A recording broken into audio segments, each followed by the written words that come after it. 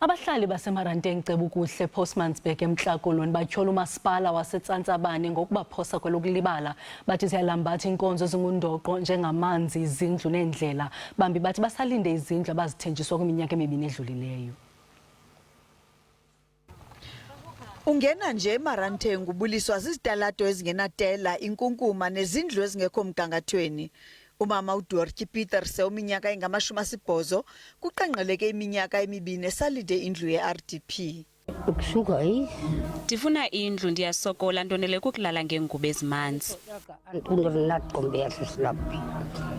uMaspala uthi igumbi elakhiwe ngakutyotyombe likamama uPeterse lixabe endaweni ekuza kwakhiwa kuyo indlu yakhe ye-RDP.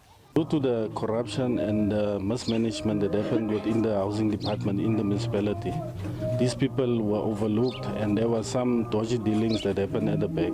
Abahlali bathi bangaphila ngaphandle kwezinye iinkonzo kodwa hayi amanzi angundoqo. Since last year, we're striking because we have to buy a water. Water problem is affecting us, especially to our children to go to school.